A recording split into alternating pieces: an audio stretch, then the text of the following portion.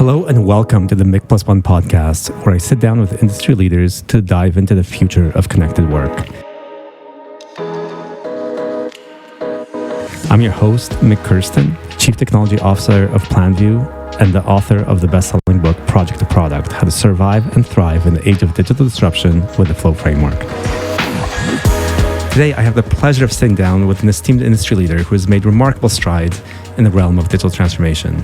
Please join me in welcoming Pallab Chatterjee, a visionary entrepreneur and technology expert. Pallab is currently the chairman of Three Lines VC, a boutique VC firm specializing in investments in AI-focused companies in the US and India. And Pallab's career has just been amazing and one that I've watched from the sidelines. He started as an SVP and CTO of Texas Instruments, then became the CEO of IT Technologies, which has been a long time inspiration to me in terms of some of the core concepts behind flow and the shift from project to product. And most recently, he was the chairman and CEO of Symphony Retail AI, where he pioneered conversational and AI-based insights long before we were all talking about ChatGPT. So it was a pleasure to tap into Pallab's vast knowledge and experience. We'll explore the project to product movement and delve into strategies, frameworks, and mindsets that can help organizations thrive in the age of AI and digital disruption. So with that, let's get started.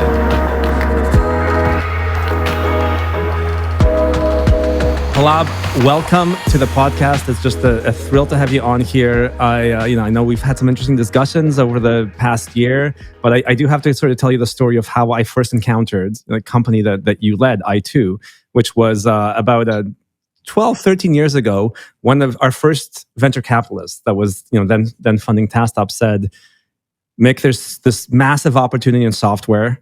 You really need to understand what this company I'd never heard of called i2 is doing, because what they did for supply chains, I think, is the biggest next opportunity for software. So that's actually how I encountered all of this. I'm just thrilled to have you on the podcast today and for you to tell us some of your story, because I think what you did in that entire industry and market, and then how you've actually moved on, made the shift now to most recently actually applying AI and conversational insights and interfaces and predictive actions and analysis is kind of exactly where all the agile DevOps and digital operating models are headed, but are not there yet, right?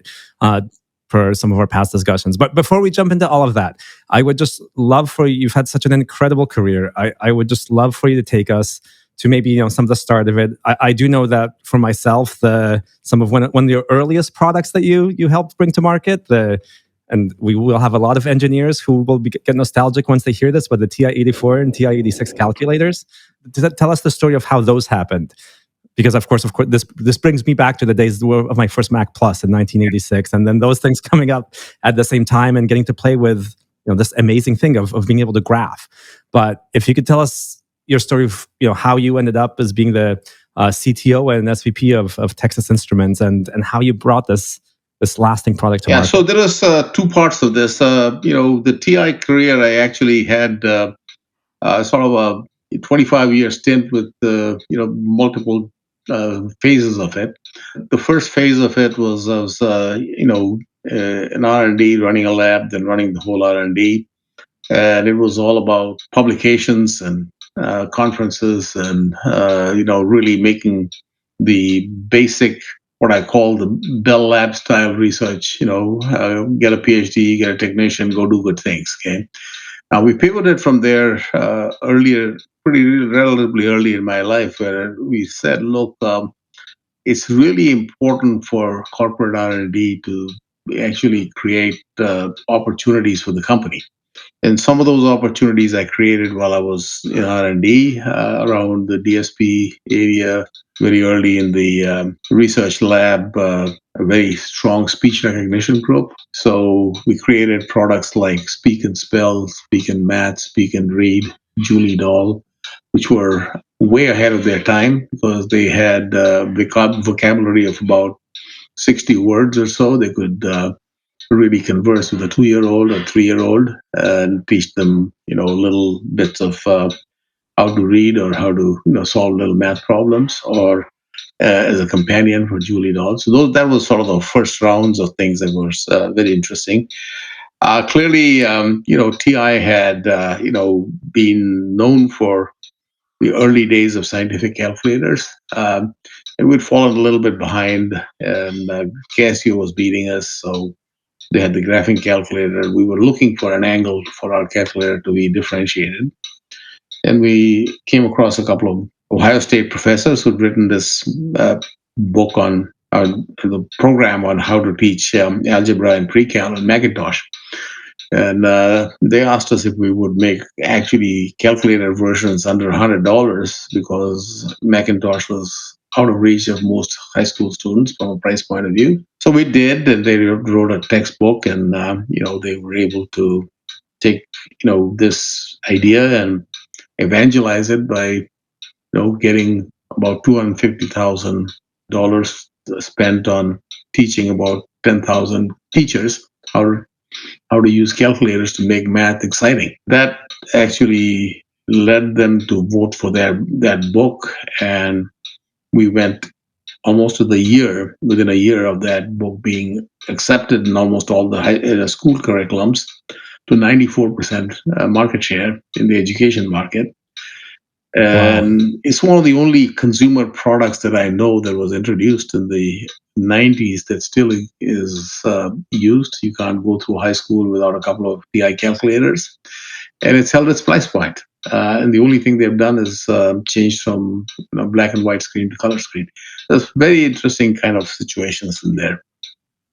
Yeah, it's absolutely amazing, and I guess it does have this bit of feel of history rhyming now with these new Chat GPT and AI technologies. With back then, obviously calculators were very disruptive in education, but somehow it brought on a new generation of engineers. So I'm looking forward to getting back to how you think that this is now history is repeating itself now. So okay, and so then later at TI, I think you did a fascinating thing in terms of helping your customers. So this is now moving beyond just introducing this incredible product to market, which again is still in use today after all these years.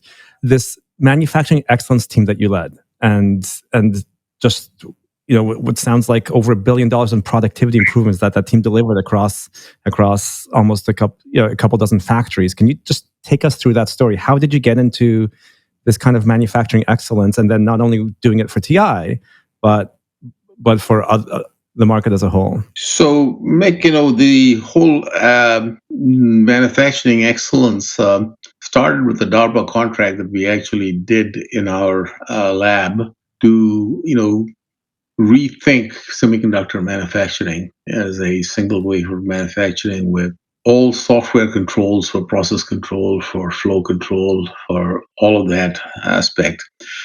And, my friend Tom Engibus became CEO of TI at that time and said, if you think this is such a great thing, you become head of the manufacturing excellence team and see what you can do for me. So we went through, you can imagine, head of R&D guy being told to become head of manufacturing excellence. You had all these, operations guy that were looking at me saying, what the hell do you know from ivory tower?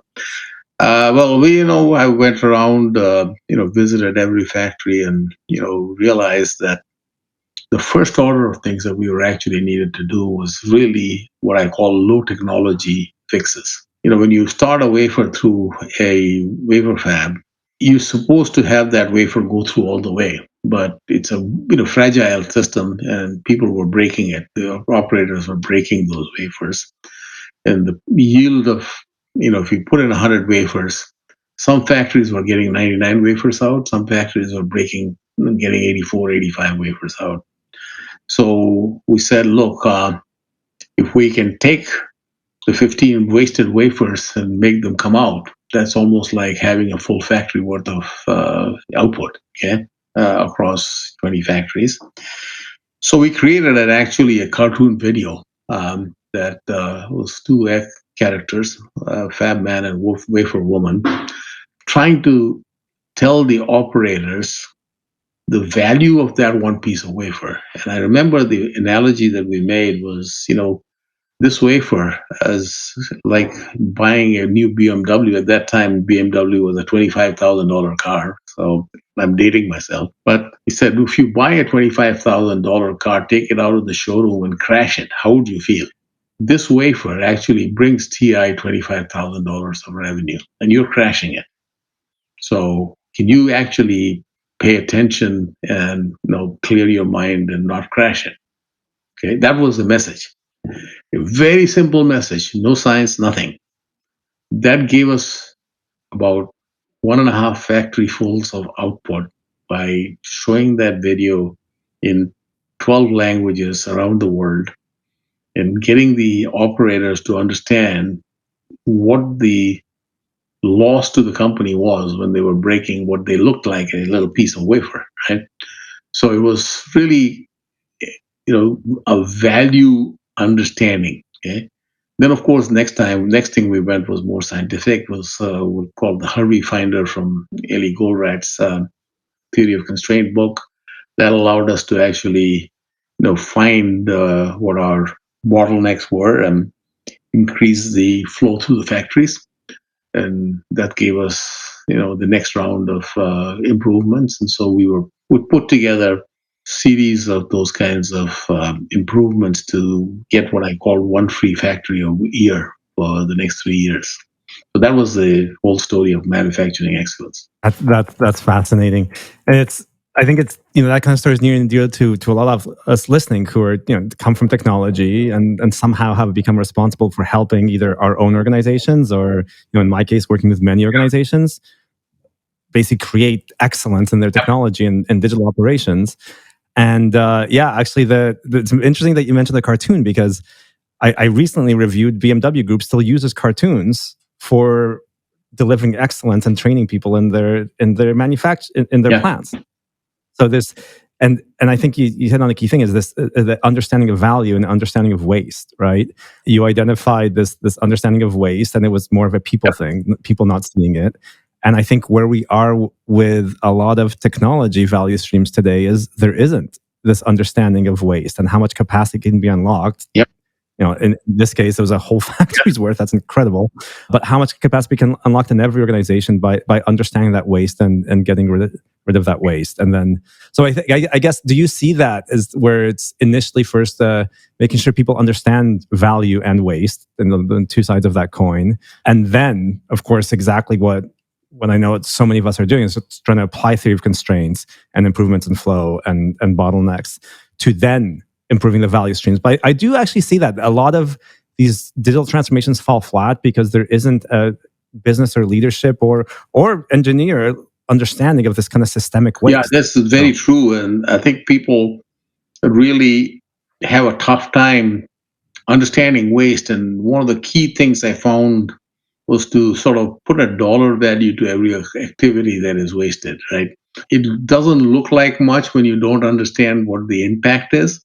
But if you can actually relate, wasted time or wasted energy or wasted, recycling of work to what it means in terms of, a dollar value, most people get that much easier when they say, "Oh my God, I just wasted $200,000." Okay, that's a very different thing from what's the big deal? It was just we just reworked it. Okay, and rework cycles in some of these areas are commonly written off as business as usual, but the root cause of rework is something was not done right, one way or the other. Okay, whether it's upstream, downstream, or it's at the same point, and it causes loss in time, loss in productivity, loss in all kinds of things. And if you translate that into dollars, people actually get it, saying, "Hey, I just need to be more careful about making mistakes like that." Yeah, I think that's such good guidance for our community, right? Because I think it can be harder to see with intangibles. I would have thought that wafers to me look really, really expensive.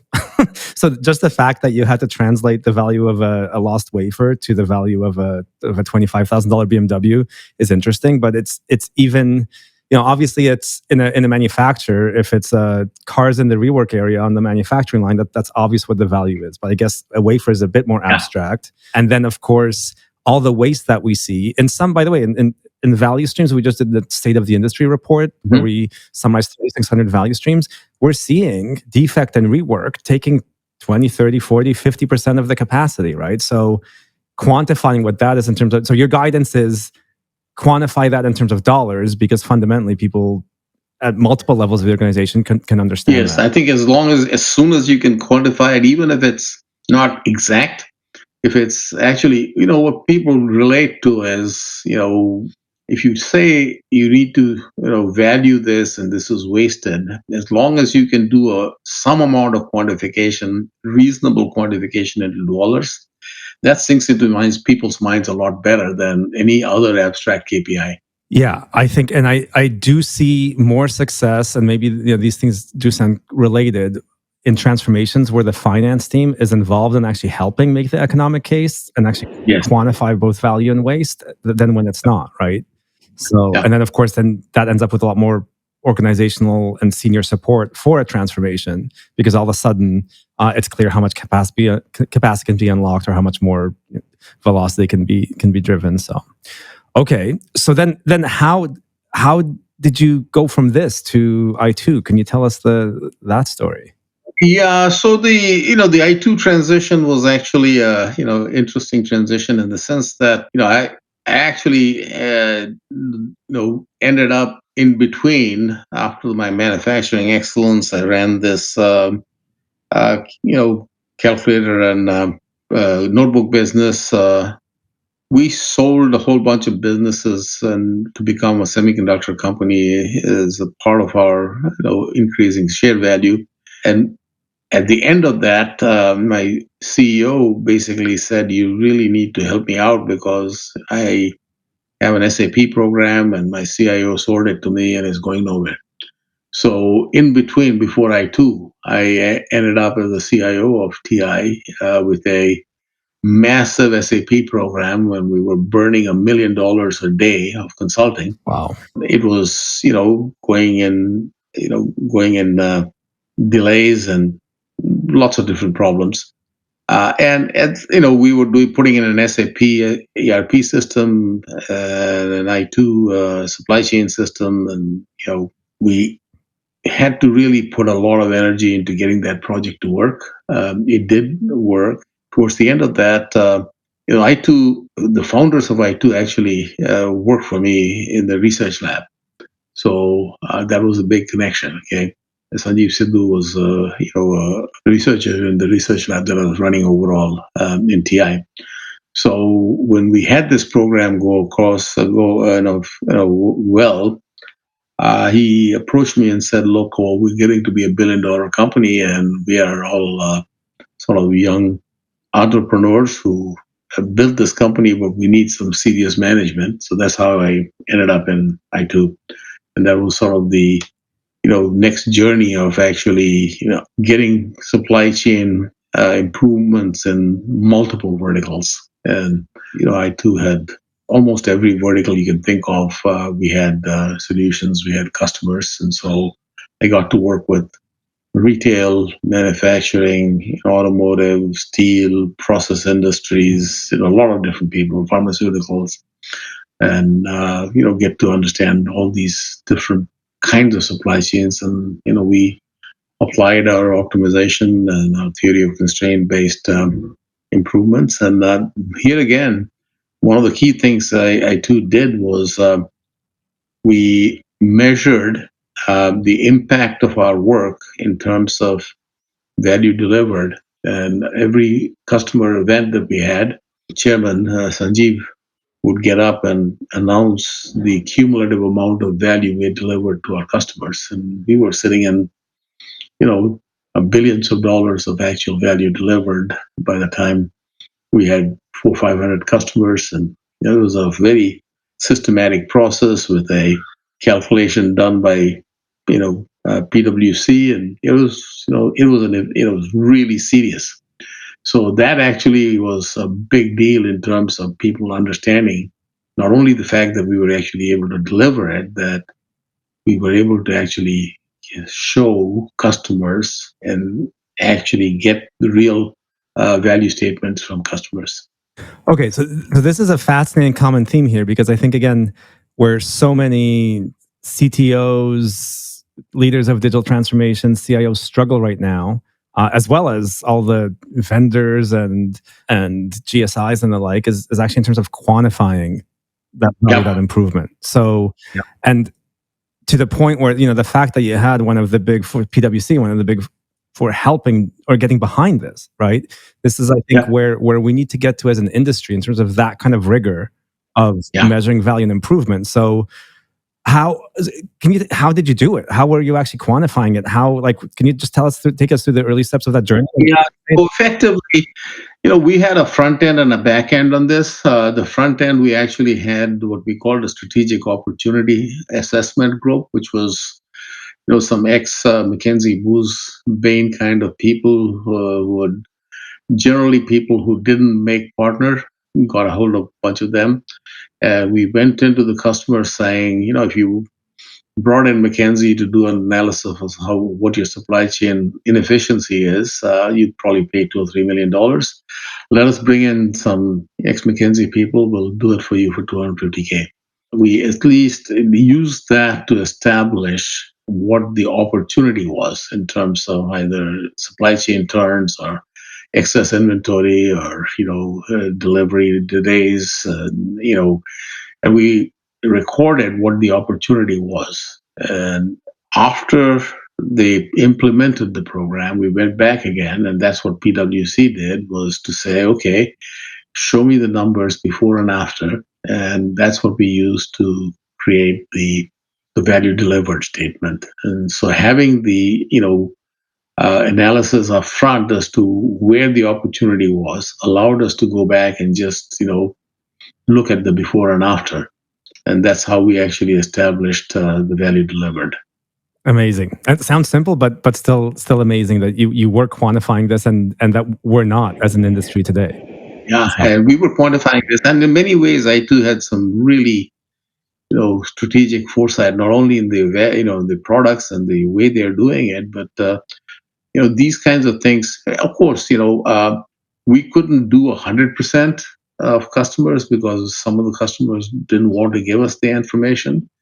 But what PwC did was take reasonable samples in every vertical so that they actually helped us look at the whole cohort and say, okay, we can extrapolate to this. So in all fairness, we could only get about 25 to 30% of customers to actually let us do the actual analysis with PwC.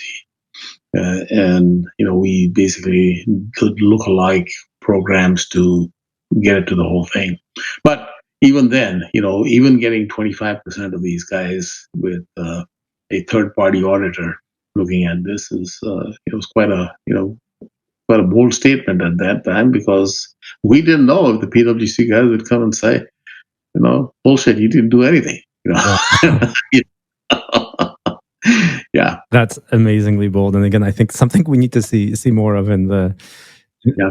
in organizations making the shift to digital. So then, can you tell us a bit about how you did it? So basically, about i2's products and solutions. Just some of the highlights of the things that you saw bringing to market, and some of the biggest surprises of what worked, what didn't. Well, the fundamental thesis of I2 supply chain software was the ability to do massive linear programming optimization of how to take all of the constraints and all of the flows first in the factory, then across the entire supply chain, and essentially create a plan that optimized the delivery based on order flows. So it considered every aspect of it. It's not just material constraint. It's factory constraints, material constraints, and a supply chain multi-tier supply chain constraints. And so that was a mathematical solution that was very advanced. Okay, and that was the underlying capability. With that, that was sort of the supply side capability. Then we also had a demand forecasting capability, so that we could really improve demand forecast accuracy. And then we had the third, which is the matching of the supply and demand to really make the supply chain work. So that was, in a sense, the three pieces. That worked actually quite well in the brick and mortar world, but we ventured. What didn't work was we ventured into the .com world in the 99 2000 time frame. And if you remember, there was this big craze about B2B exchanges at that time. And we created a marketplace product. Before the marketplace product could actually take hold, the .com crash happened, and we lost about 450 .com customers within 4 or 5 months. They all went bankrupt. Yeah. And many of them owed us money. So that was sort of the negative side of this. But overall, I think the base product was good. And I too, the two founders were very forward looking, and they realized that they couldn't solve all the problems themselves. So we had 13 acquisitions, mostly technology related acquisitions, to fill in different parts of the portfolio. Wow. And so you, in terms of the journey, and because obviously there was a lot you did on getting visibility of the constraints. Yep. I assume it was later that you realized that visibility had to become actionable, and this matching of supply and demand. Yeah. So we actually had this, concept of, we borrowed it from Total Quality, this PDCA, Plan, Do, Check, Act. Yeah. Okay. So visibility says something is not happening unless you close the loop and they see what are you going to do different. Okay. You still don't get it, right? So one of the things that I had put in place is not only do we do a plan, we make the plan happen. Yeah. Okay. And so that included really, fast replanning actions as a part of the product, and the ability to actually look at what was actually really happening from a visibility point of view and make timely early decisions on what to change in the plan and what actions to take so that you did get to the outcome you wanted. Yeah. Okay. And that part of it came as the second part of what we did. The first part was having the underlying engines. But on top of that, when we put in the PDCA cycle, it really drove a lot more of the value addition. Yeah, it's fascinating. And I say we're not there as an industry. Of course, we see pockets of this, right? On this podcast, Adrian Cockcroft, who's an exec at AWS, he did the cloud architecture at Netflix. He said the whole point of cloud is if you apply the theory of constraints to your OODA loop, which observe, orient, decide, act loop, which is like your PDCA loop, cloud removes a key constraint. It allows you to ship that much faster, accelerates decision making and replanning. So this is happening out there, but it is still amazing to me as how few companies have actually been able to do this for their software, for their digital assets. So now, of course, Razat, Planview CEO, he's been setting this vision for us. He was on this podcast earlier as well. I know. I mean, he learned from me. I know. Exactly. He was a very up and coming product manager, and I think I pushed him up in the career, and great career from there. But we all had this experience of learning how to go from creating a plan to making a plan happen, which is a big difference. Okay, static plans, when they don't happen, people say, okay, what the hell, why did it not happen? But we actually put in the tools to make it happen. That's the PDCA cycle. Yeah, and now I know he keeps telling me that Mik, flow metrics and visibility are great, but it needs to be actionable. So it needs to be actionable. Unless you're checking what you're doing, but if you don't have an action, it's an open loop. You could say that it's not happening, but if you don't say what are you going to do about it. And one of the other questions we actually made a very important thing is, when did you know?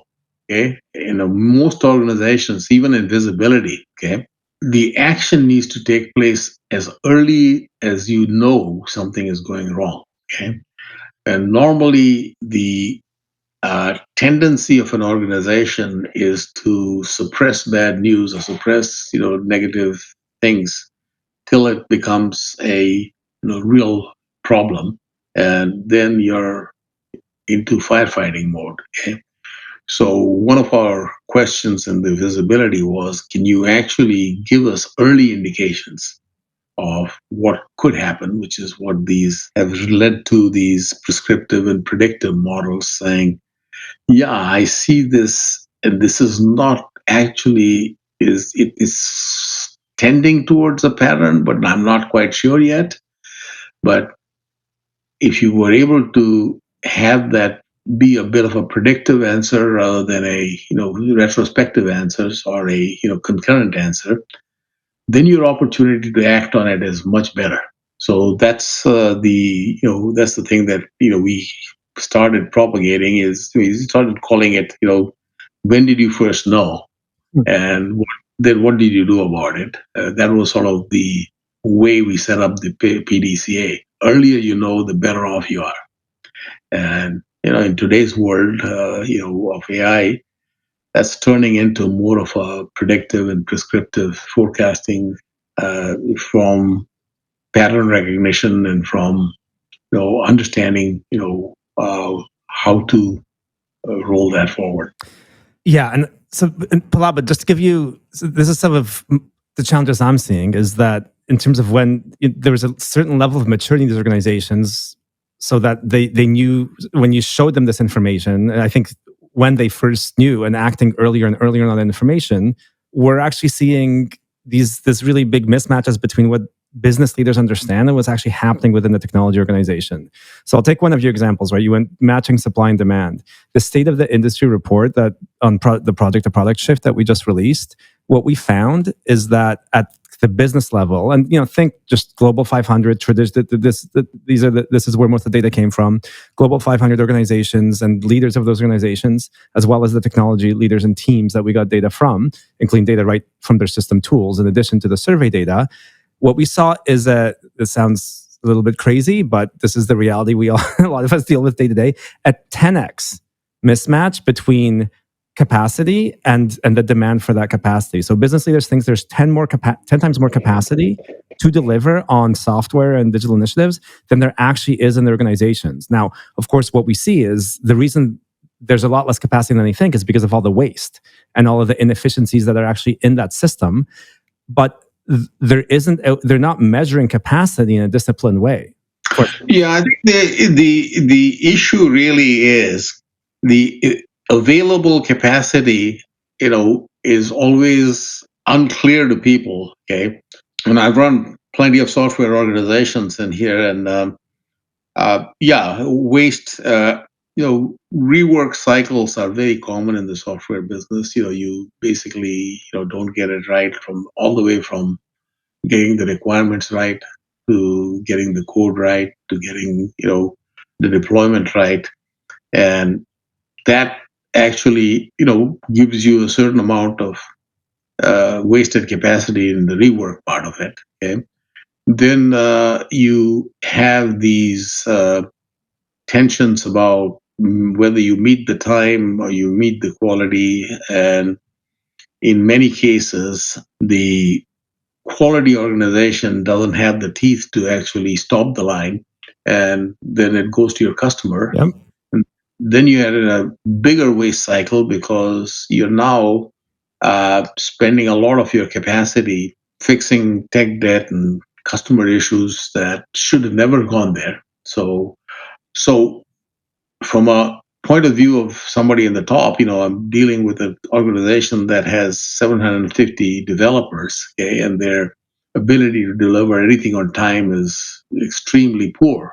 And so when I talk to the CEO, he says, "How can this be? I have 700 people, okay, and all of these are there, and the effective capacity when you take out the what is actually happening in these rework cycles and the waste cycles and the inaccuracy in actually handing over from product management to development, you really are left with very little capacity that is, really officially delivering. And that's the mismatch, I think, is Yes. where it's Exactly. happening. Now, the issue is, nobody actually quantifies each of those sufficiently to get people to act on it. Okay. And then you have this business guy saying, hey, I gave you so many hundred people. What Yep. do you mean? Okay, and the guy on the street, down the trenches says, but I only have 3 people available to do this. Okay, so in the middle of this, you have to be able to see where those things are and what is it that you actually do from a people, process, tools point of view to increase the effectiveness or efficiency and reduce the waste. Okay, and that's why I'm like a broken record here. For business guys to understand that they're wasting, if you're spending, $200 million in R&D, and D, and you tell them you're wasting 120 million of that, 130 million of that, it's a different message than, you know, I need more people. Yeah. Okay. And so then you can actually say, okay, here's what the waste is about, and here's what we need to do to get this fixed. Okay. And that's the action part of it. Yeah, exactly. And I think again, the organizations that do qualify this, that understand, their flow, they can measure their flow, and they can understand as they remove waste, that flow increase and capacity increase by they remove waste, but they removed X, capacity increased by Y. They're doing this right, and they've made that improvement cycle, that improvement of daily work, a core part of how they plan. And then we see all these dysfunctions where only business work is being prioritized. So all the tech debt, all the quality, all the rework. Really big thing, by the way, in this finding is all the dependencies. So when there isn't an architecture, just as you have with a plant or a manufacturing line that supports fast flow, you could deploy microservices and make such a web of dependencies. Everything's constantly waiting because you're constantly waiting on another team, on another API, on access to more data. So again, I think, but the guidance you're giving though is to make that waste visible and quantifiable in dollars. Yeah, I think that is the key thing is that otherwise these KPIs don't sink in. Yeah. Okay. Okay. You can put in a lot of these other operational KPIs, they don't sink in. And so you have this mismatch continuing. So and most of the CTOs don't talk the dollar language, so they don't get understood. Okay, by the business side of the house, and that's why I think the common language has to be quantifiable in dollars. And once you quantify in dollars, and you say, look, I'm sorry, but I mean, if we don't, if we don't fix this, we're going to continue to waste, $200 million a year. Yeah. Okay, that's a different message than anything else. And and I think also there is a lack of belief that if you did allow the CTO or the person in charge the opportunity to improve those processes, that they would actually get it done. Yes. There's That's the also problem. a Yep. lack of credibility there, Yeah. right? Because they are the ones who actually evolved into it over time, right?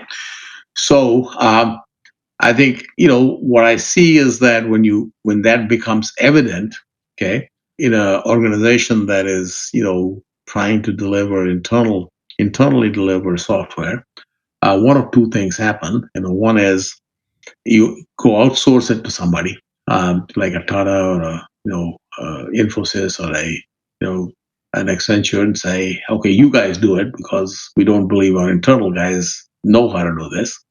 So instead of saying, okay, the internal guys can fix this problem, you give it to somebody else. It's not clear that somebody else will actually fix it or not fix it, but that's one business decision I've seen being made. The other business decision I've seen being made in these kinds of situations is, well, I might as well use packaged software because, I mean, I'm going to get, generally available, fully vetted out software, and I'm not going to have to, deal with quality problems and delay problems and things like that. The net of all of this is, the answer is somewhere in the middle, but when those complications come in, then the CTO is also in a compromised situation as to what they're actually really wanting to, can get done versus, okay, now do I manage a third party guy? Now do I, turn into an implementer guy, and, turn over and get all my software uh, from somebody else? Okay.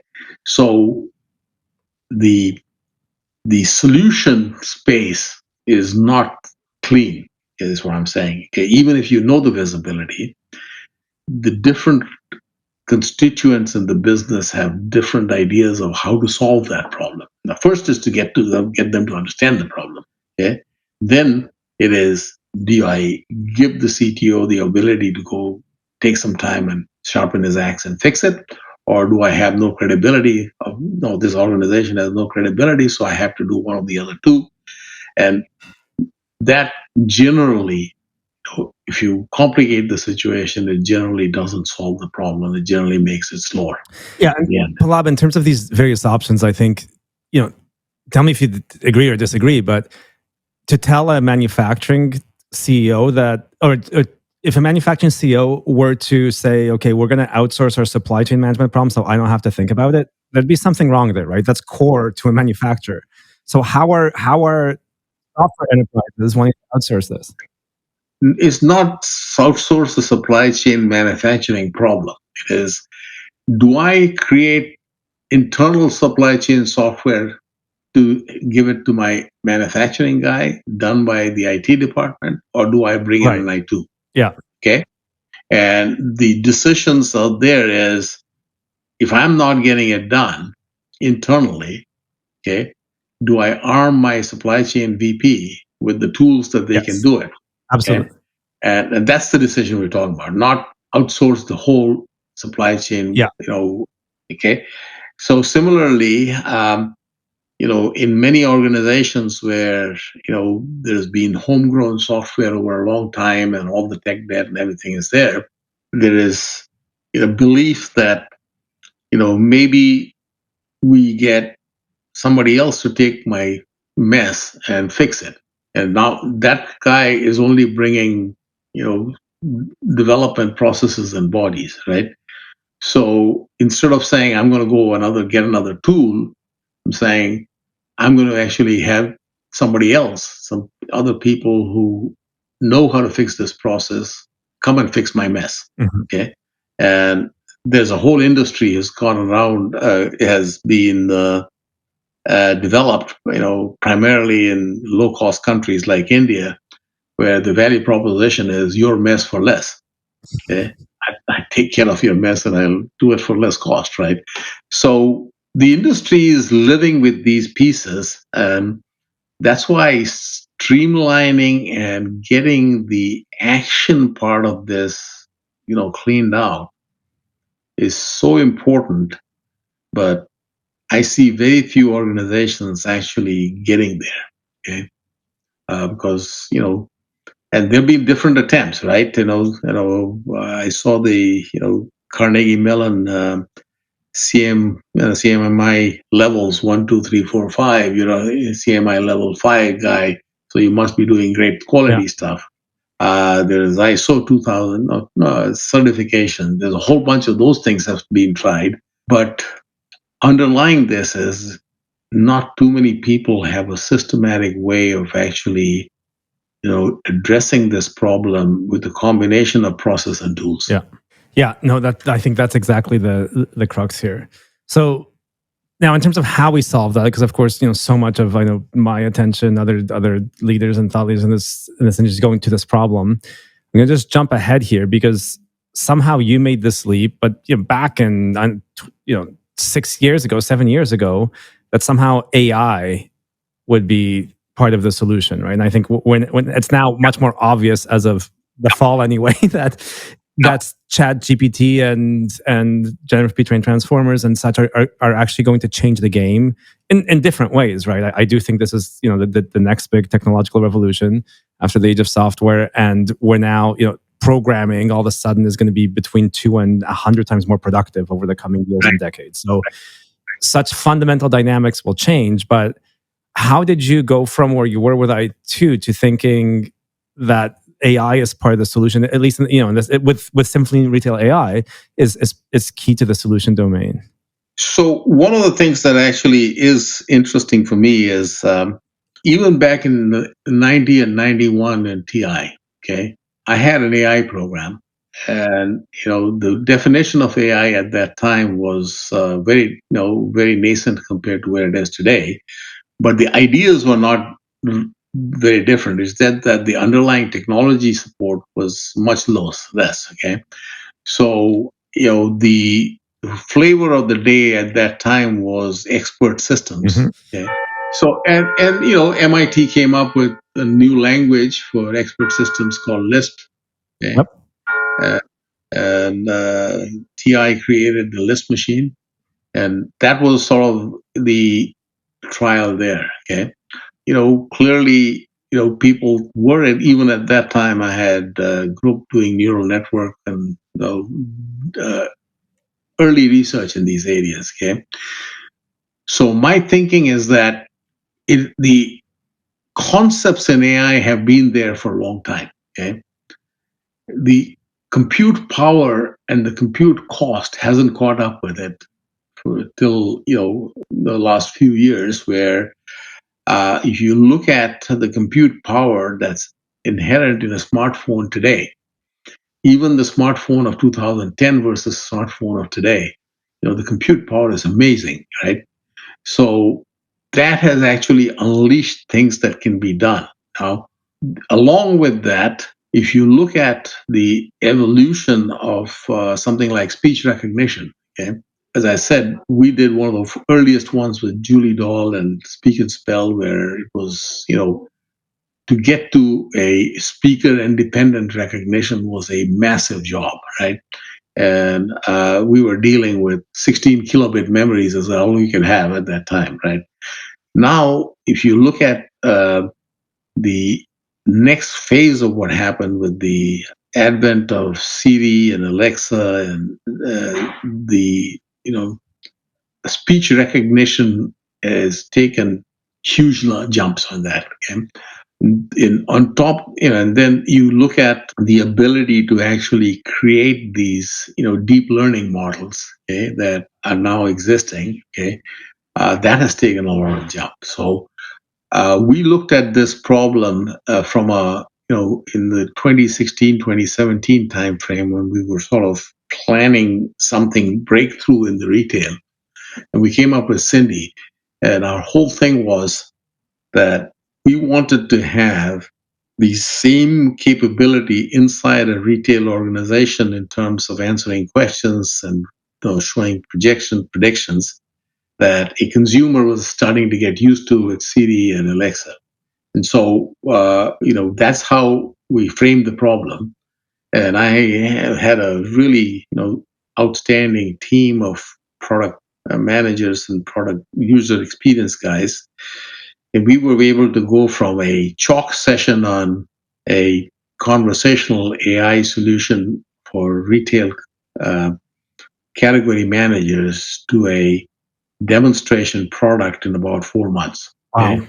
And the reason we were able to do that is we actually said we will build only things we need to build. Okay. So we used Google Dialogflow to understand the for speech and natural language processing. We used a lot of the Amazon voice NLG stuff. And what we did was we actually said, we want to be able to figure out how to organize retail data in a way that you can actually have predictive programs and answer questions which category managers were taking, weeks to answer. Okay. And so the whole contribution was just to combination of how to get the right data parsed and how to get the AI algorithms that will actually, find the outliers and find the patterns. Okay? And we were able to do that in, the first round very quickly. So that, and now, clearly with ChatGPT, the generative AI stuff is just going crazy. I predict that, every government is going to get in the act and try to regulate it and get it, slow it down because now there's so much potential of what it can do. It makes the politicians crazy that they can't control it. Um, so, AI is probably headed more for how can you control it. Like, same thing happened with the crypto stuff, and you know, but from a technology point of view, it's exactly what the path of AI is, and it is going to be able to deliver. And so, what were some of your key learnings here? Because I think with Cindy, especially, so obviously the data being properly structured and modeled and is key. I think that's what other surprises did you find, given how early Yes. you got to So this? what we saw was that creating a chatbot and using getting data from a web page. Okay, the reason internet became so ubiquitous is HTML, and just the sort of the organization of a web page was very repeatable, right?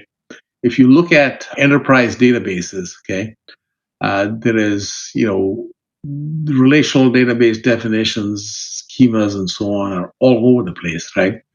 So organizing the data to be able to get the right kind of AI models to work on it, we couldn't assume that we had an underlying data set that was, the same from customer to customer.